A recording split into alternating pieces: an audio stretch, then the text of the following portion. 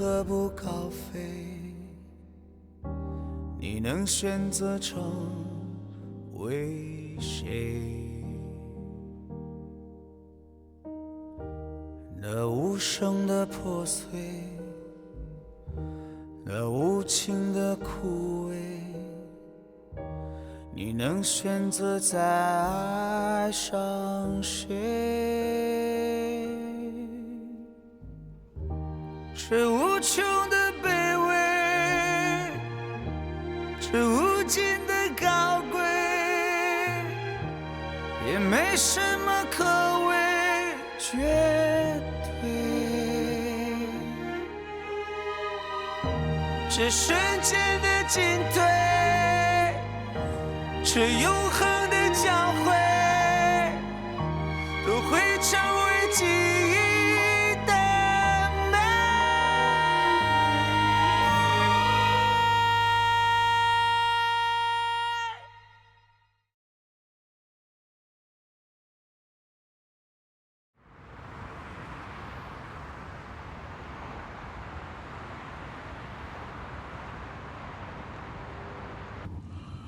今天跟叔说，我要是再不成家，别说警察了，连他也要开始怀疑我。元哥，会不会是因为你没父没母，又没有其他亲人，甚至连个女朋友都没有，然后这2年的钱又是你帮他洗的，所以他现在怀疑你，寄了份冰毒给豆豆姐，来警告你啊？不是为了警告，那是为了什么？是为了让警察抓我。让警察抓你？让警察抓你对他没好处啊！当然有了。这样的话就可以顺理成章耽误秋拍会，然后嫁祸给大藏。我要是一直被盯着，他才没有好处。所以，坤叔借由常志远寄冰毒给豆豆姐，一来是为了让你解围，嫁祸大藏；二来是把豆豆姐招到你身边，制约你。这样他绝对是对你起了疑心啊！这话到此为止，你我就当什么都不知道。不对啊，那豆豆姐怎么办啊？只要不说破，现在看来，她是安全的。金总，我们昨天发现你和一个女服务员接触过几次，那个女孩呢？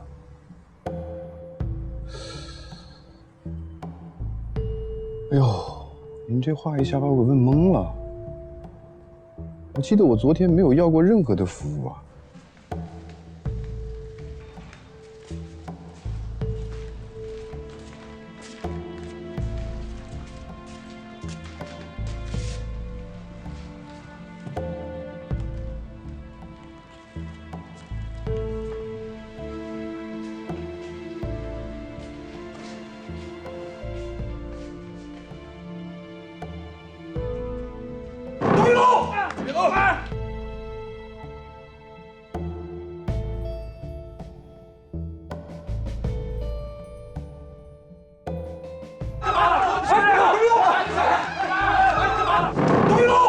我就记得昨天我在上洗手间，然后听到外边闹哄哄的。等我出去以后一看，哟，怎么打起来了？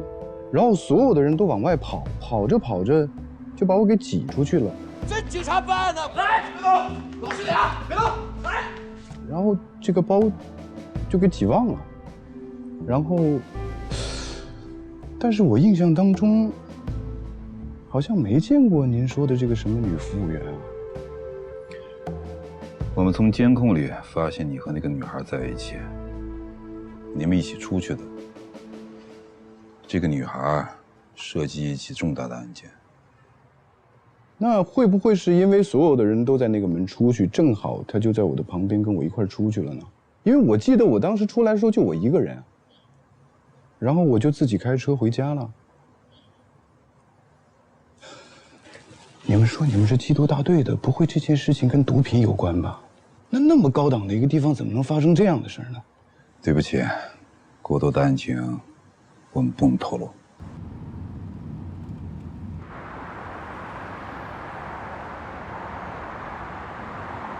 坤叔，咱举报包裹这步险棋，不就是为了让靖远错过秋拍吗？可万一引火烧身，干我们这一行哪天不涉险啊？有肠子远，这火也烧不过来。警方那边我就是赌一把。说实话，他跑掉那一下子真吓了我一跳，怕整个计划付之东流。不过你告诉我说，他进了车站，哼，我想说，你只要进了车站，那好，那肯定是要来找静远。只要来找静远，这局面就不会失控。无非就是警察抓捕的时间推迟嘛。当时那个小警察一直在后面追，我们还真跑过去。不管中间出什么差错，我相信啊，只要这姑娘知道静远在哪，她就一定会去找静远。静远他不会忍心看着自己心爱女人蒙冤的。就没有您算不到的。哎，鱼上钩了。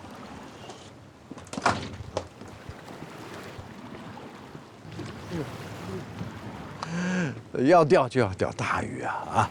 那不管是半路逃走的也好，这西海竹简也罢啊，这看似都是这个计划中的程咬金，但是塞翁失马焉知非福啊！还请坤叔明示。那没有一个人会愿意让自己心爱的女人跟着自己走上不归路的。拿这个鱼来说好了，我如果硬把她抓在手里，她现在想的就是如何逃走。但是经过一番误会生死，怪了，这谭豆豆不会再想回北京了。他靖远想不续前缘也难了。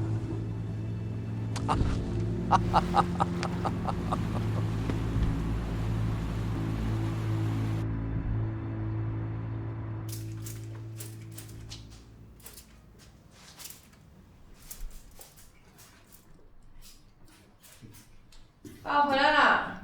哟，回来了？嗯。怎么那么晚啊？不是白班吗？是啊，就我刚要走，就来了一个自杀喝农药的。真是，哎，你看，买的新工具怎么样？你看吧，我们家就是我照顾你，你照顾这些花花草草，一有功夫就捯饬他们。呦，你伺候我，粥给你熬好了，还炒2个菜，锅里呢。哎呀，爸爸最好了，我都快饿死了，今天就喝了一杯牛奶。快吃这个。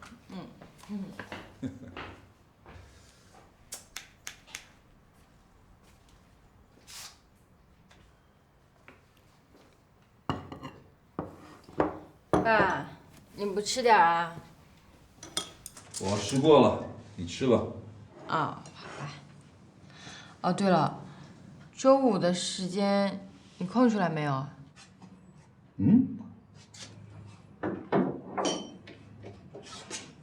周五？哎，周五什么事儿啊17号啊，你说什么事儿啊？嗨，你直接说17号不就得了？我都安排好了。如果没什么特殊情况，咱们俩一起去看你妈。哎呀，都快17年了，时间真快呀。是啊，当初妈走的时候，我还以为我长不大呢。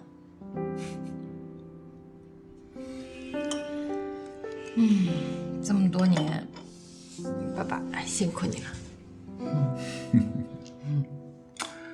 哎，对，你那个申请去国外留学的邮件寄过来了吗？哪有那么快啊？我才发出去几天呢。哎呀，那个韩鹏呀，这……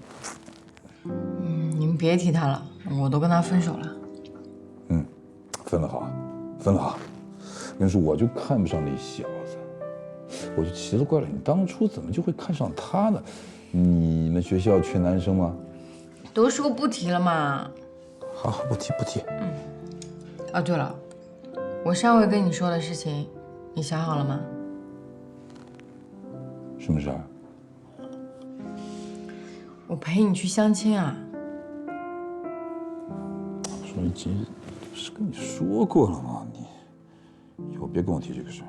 爸爸，我是认真的。都17年了，我也长大了，你身边是不是该有个伴儿了？哎呀，丫头，你还不知道你妈在我心目中的地位吗？你妈对我意味着什么？以后不准再提这个事儿了。妈就是走得太早了。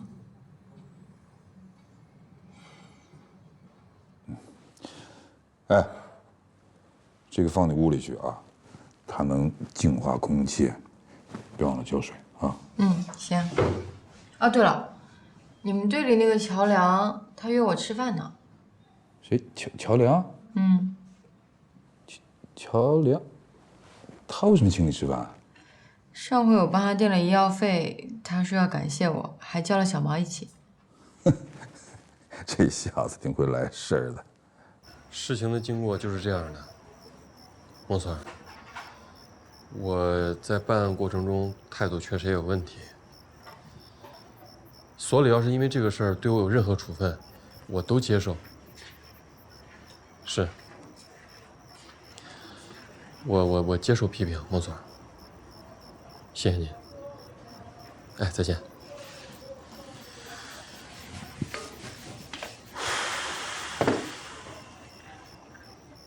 这事儿就这么处理了？不然呢，还能怎么处理啊？我呢，了不起就是挨个处分，以后好好干，对哥也没啥影响。你说，谭豆豆一个女孩子，对吧？要真因为妨碍司法公正，坐个1年半载的牢，这辈子都有案底了。她还那么年轻，算了吧。你小子有点人性哈。都跟你似的没人性啊！睡觉了。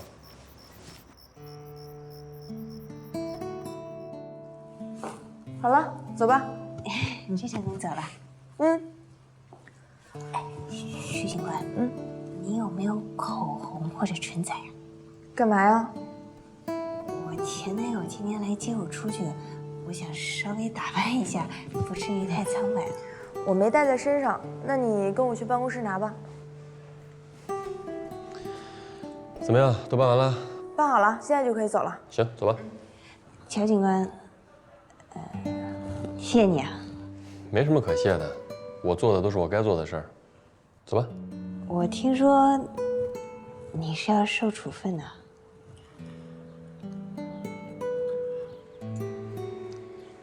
嗨，那人做错事儿了，总得自己承担责任吧。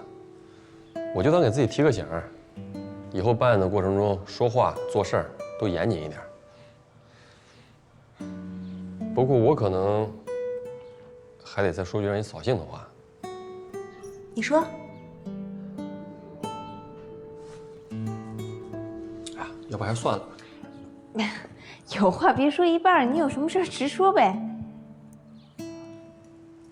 我的直觉告诉我，你那个前男友还是有问题，出去以后最好离他远点。乔梁，你怎么又来了？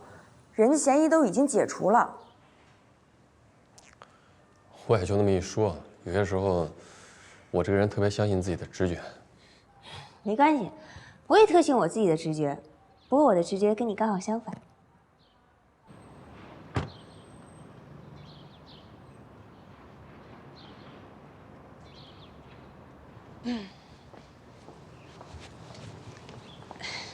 行啊，你们俩别送我了，回去吧。谭豆豆，我还是那句话啊，你那个男朋友啊，他真的……哎呀，我们俩一路从北京到海滨也算是一种缘分，这都要走了，你说点祝福的话行不行？行，那我就祝福你，直觉是对的。谢谢你啦，乔警官。不客气。走了，拜拜。拜。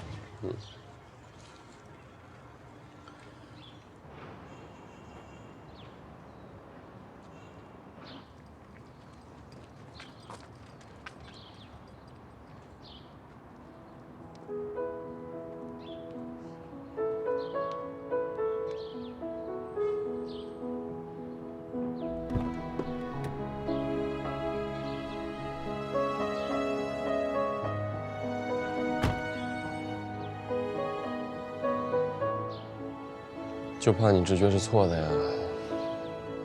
行了，你就别较劲了，人男朋友都来接人家了。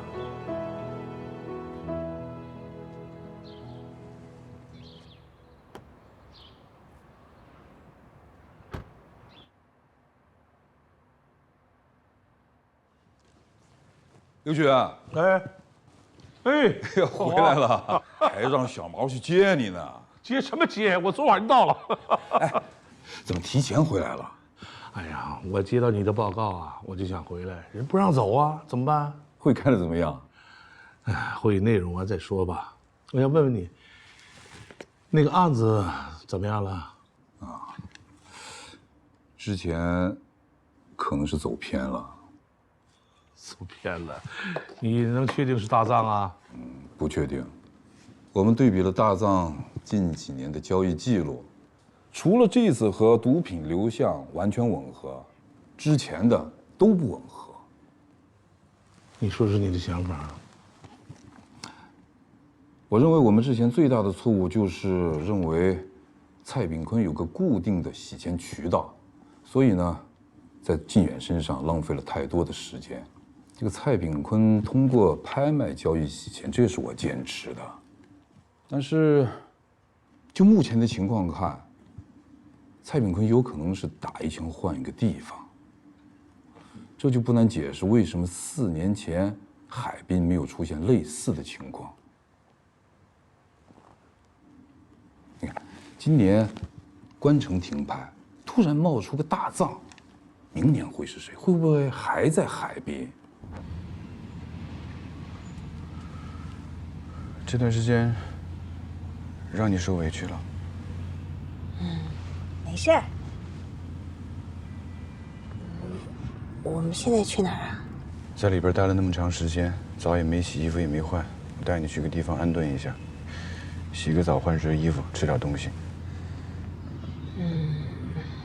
对啊，这2天都脏死了，是该换身衣服洗个澡了。那个，没想到你是在帮警察做事啊！我之前还以为你是毒贩呢。我就说嘛，我认识的靳远不会堕落成这个样子。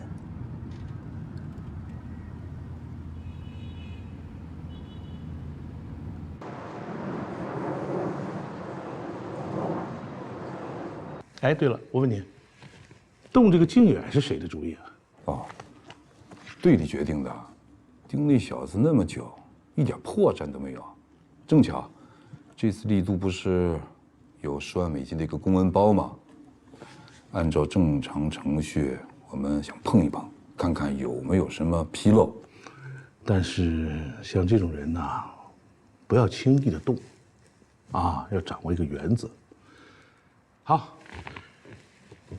找时间呢，咱们开个会，把最近这些工作呀汇总一下，好不好？好的，好的，是应该跟你汇总一下啊。另外，就这次会议上啊，我得到一个消息，这个东南亚最近呢冒出一个大毒枭，叫补刀。而且呢，就在2个星期之前，蔡炳坤和这个补刀居然在公海上俩人碰了面。补刀，就是那个近几年在国内还有东南亚最活跃的毒品交易通道，就是他。这可是条大鱼。对呀，你说这2个人冒着连窝端的风险，在公海上居然能碰面，这利益可想而知有多大吧？是啊。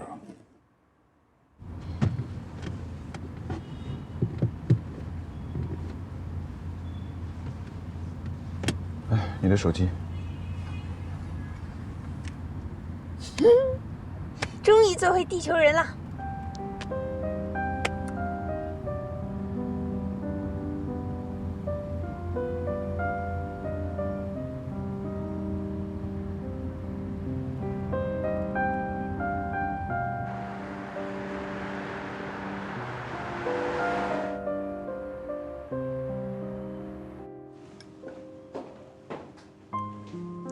哎，乔梁，你说带我们来吃饭，就吃这个？你请客能不能有点诚意啊？怎么没诚意了？我请你俩，我当然要优先考虑新月的感受了。这地方新月肯定喜欢，对吧，新月？这不错。哎，你这无事献殷勤，不安好心啊？什么叫不安好心啊？你会不会说人话呀？我请你俩来是感谢一下这段日子你们对我的关爱照顾，你非要把我当吕洞宾啊？你要不想吃你滚！你才是狗。你说吧，什么事儿？你要不说，这东西我还真不敢吃。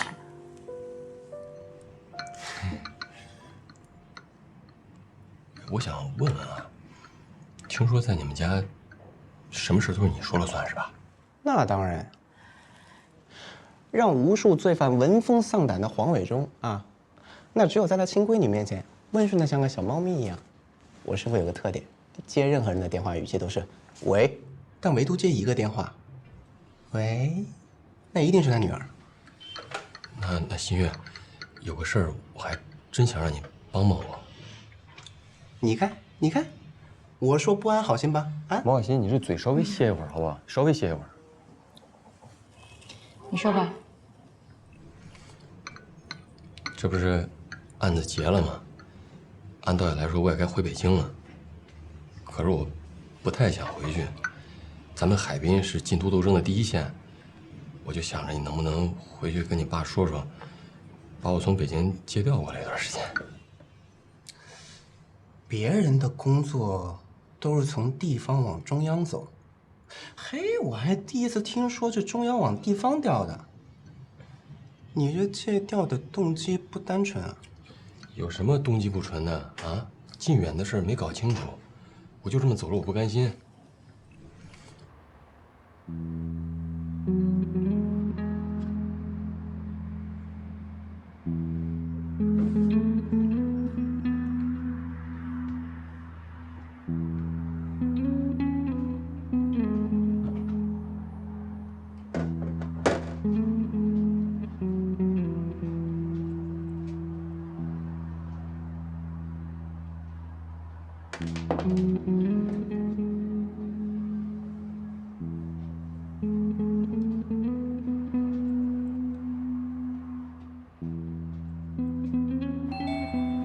谁？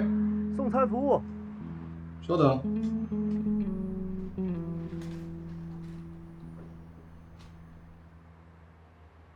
喂，小亮，靖远的事情那归我们海滨说了算，你就听我师傅的，踏踏实实回北京工作啊。我也是没脸回北京。从小到大，我跟别人一样，辛辛苦苦的念书考学，可我考上了，别人都说因为我有我爸。后来分配工作的时候，我专门选了一个最艰苦的基层派出所，可别人还说因为我有爸。这一次，在谭豆豆的事情上，我确实有处理不当的地方。我要真就这么回去了，不定多少人看我跟我爸的笑话呢。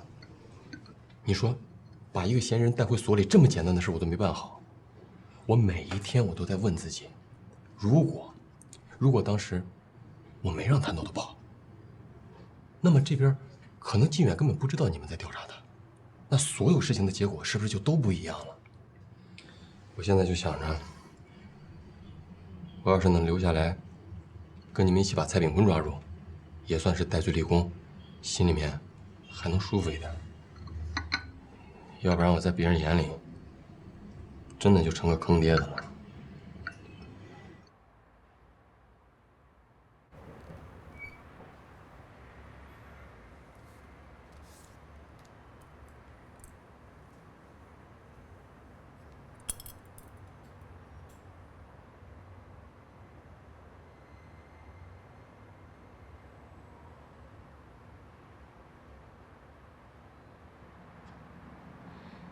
刚才是谁啊？服务员送餐，赶紧的过来把饭吃了。哦。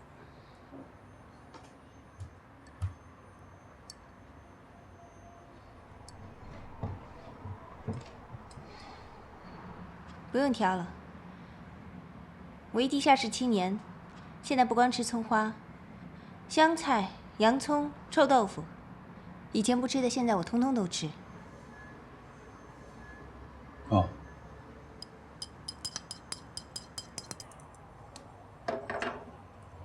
来，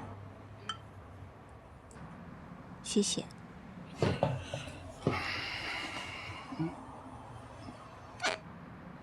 你不洗澡吗？哦，我不用。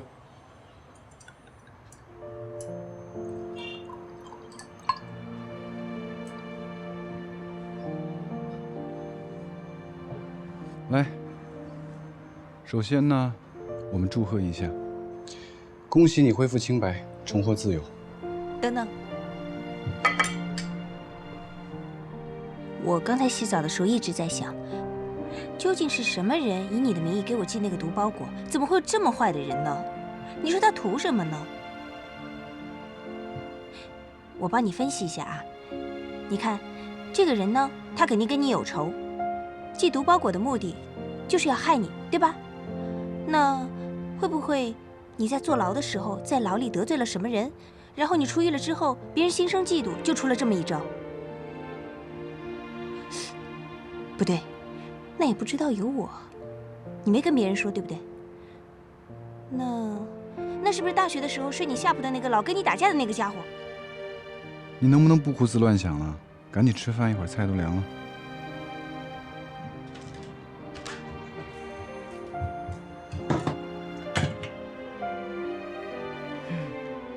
不过，我还挺感谢那个坏人的。你说要不是有他，我跟你也不可能像现在这样排排坐，吃果果。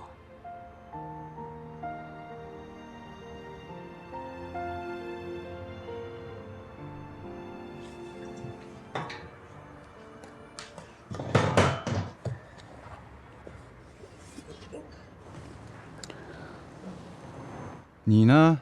想谢谢谁，回头在心里慢慢谢。但是现在，能不能消消停停的把饭吃完？嗯？哦，我理解你的心情，可是我真的说不上话。你可能还不太了解我爸，以前大家都叫他黄铁面，是后来他当了队长，大伙才改口的。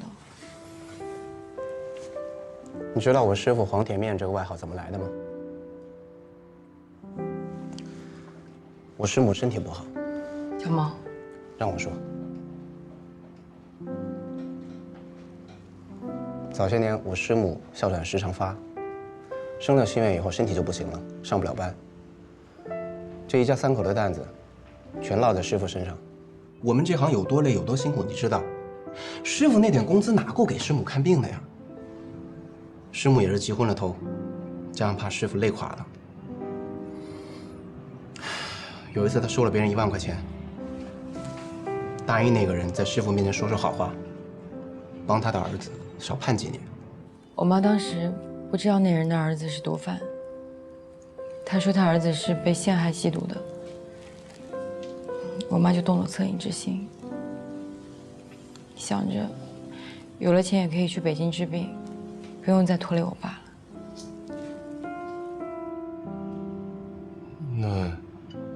那后来呢？后来师母把这个事情告诉师傅了，师傅二话没说，拿着这1万块钱，带着师母就回局里了。啊？钱当时就给退回去了。师傅还主动要求局里给自己处分。幸好，当时事情没多严重，加上主动上报，局里也就给了个宽大，写了个检讨。可我这师母不行，这心里老过不去。后来没过半年就走了。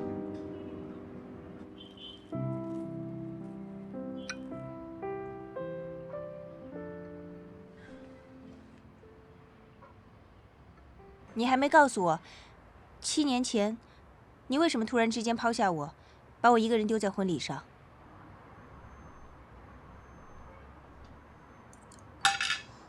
你先告诉我。这事儿都过去7年了，没什么可提的。你知道这件事情对我意味着什么吗？这7年我一直在想，为什么？为什么？静远，你不觉得你欠我一个解释吗？你什么时候回北京啊？你跟我说一声，我让人给你订票。反正现在你的事儿已经搞清楚了，你北京还有那么多同事，还有领导，都挺担心你的。该回去就赶紧回去吧。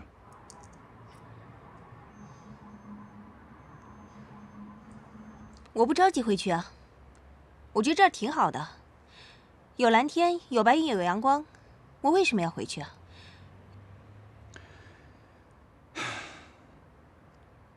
你要是想在这玩几天呢，也行。海滨这个地方还不错，有挺多地方都值得一转。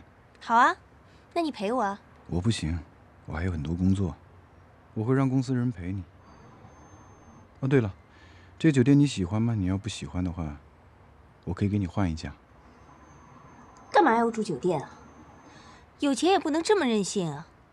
酒店多贵啊！你家不是有很多空的地方吗？哎，我觉得你家地下室不错呀，比我那儿的地下室强多了。你要是心疼我的话呢，2楼、3楼不是也有很多空房间吗？我听尚安说了，你没有固定的女朋友，应该不会妨碍你吧？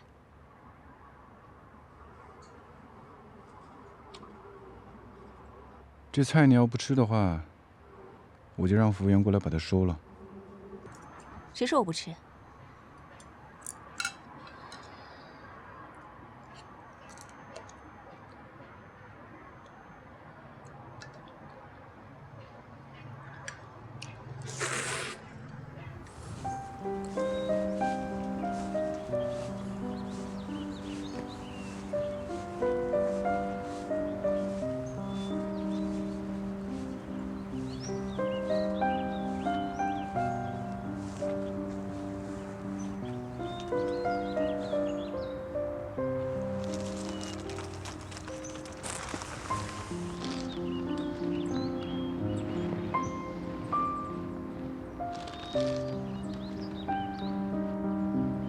妈，我跟爸爸又来看你了。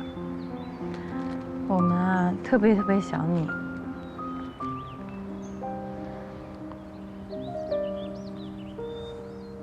美心，我和女儿看你来了。你看，我们的女儿长大了吧？多漂亮啊！她现在当医生了，忙得很啊，比我还忙呢。我也不知道当初我们俩让她当医生，这个选择对不对？你说呢？妈，这一年我爸又立了好多大功，家里的奖状都放不下了。但是我呢，比爸爸还忙，所以总是爸爸做饭给我吃。不过他的手艺可没有你好。但是有一点要表扬爸爸，那就是他把酒给戒了，除非高兴的时候才喝2盅。那要是他能把烟也给戒了，那就更好了。那缓一缓行吗？缓一缓，我少抽，然后就不抽了，就戒了，行吗？行。妈，我特别羡慕你，爸爸心里特别爱你。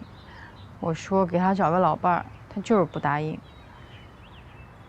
唉，你说我什么时候也能找到一个像爸爸这样的好男人呢？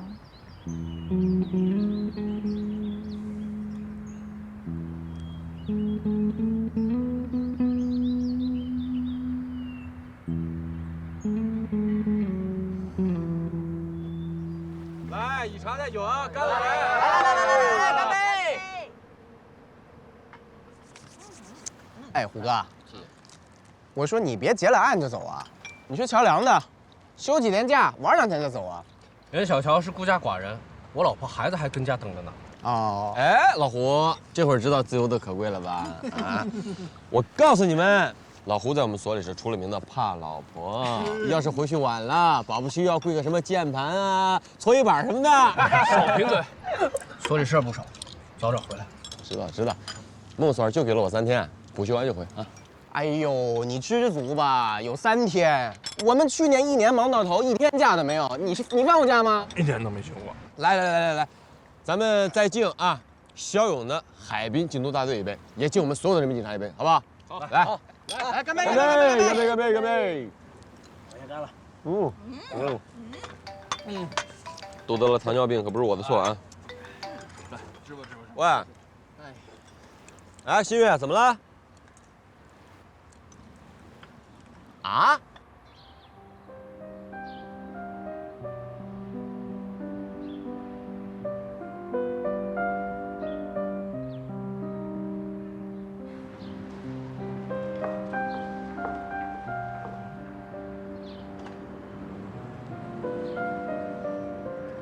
新月，怎么了？不好意思啊，我是不是耽误你事儿了？我没什么事儿，主要你电话里说的不清不楚的，什么事儿啊？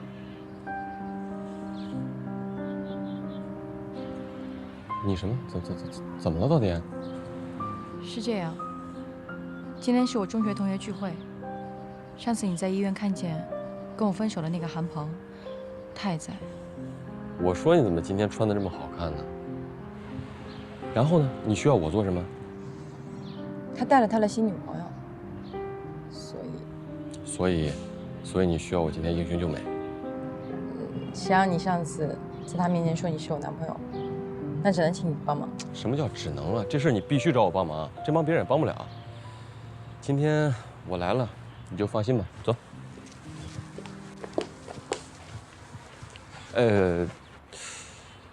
这样，你先进去，我一会儿来找你啊，我很快回来。哎，你要去哪儿啊？你猜。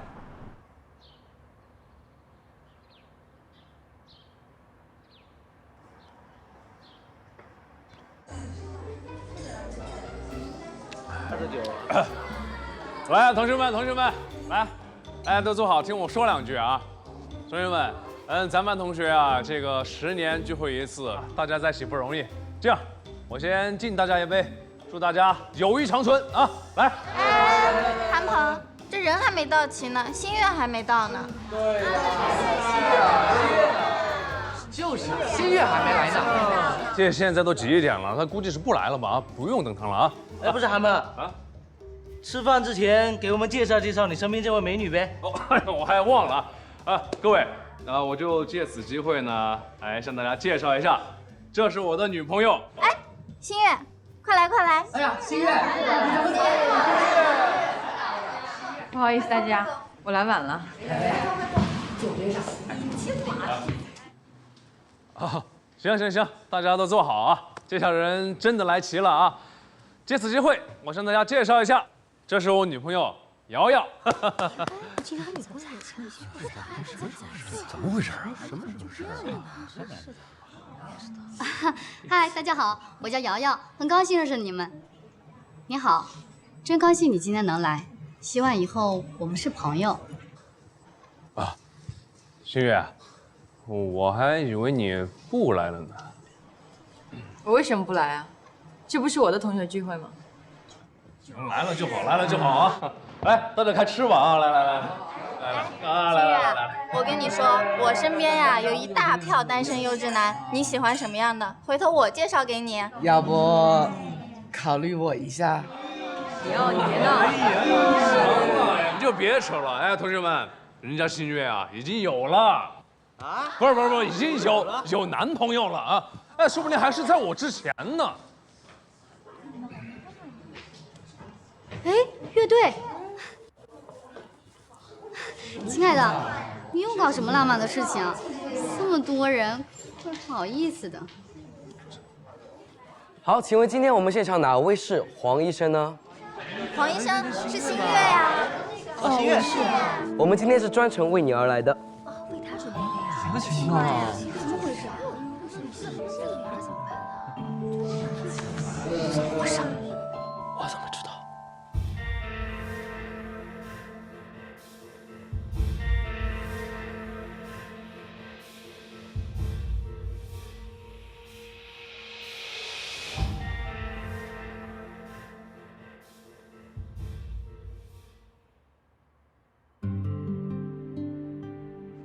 不好意思啊，各位，我来晚了，亲爱的。首先我要跟你道个歉。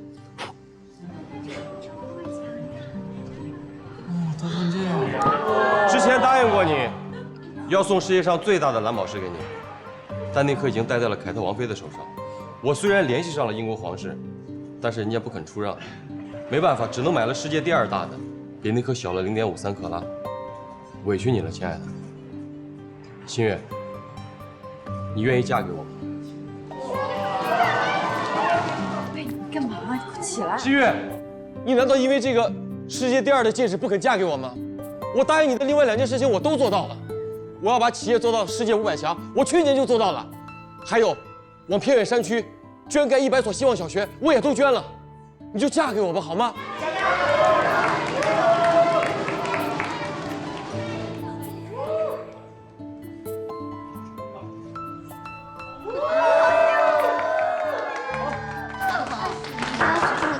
把你给踢了。黄旭，这同学聚会你在这秀什么恩爱呀？你故意的吧？对，就是故意的。我今天来，不光是向新月求婚，我还要非常郑重的谢谢你。正是因为你的无耻和背叛，才能让我拥有新月这么好的姑娘。路漫延山外，像思念徘徊。我从来没有离开，你知道我一直在未来。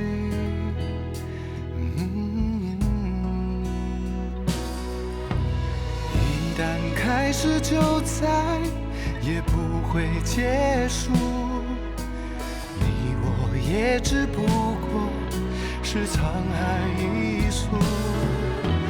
我会带着你曾给我的温度，到世界的尽头义无反顾。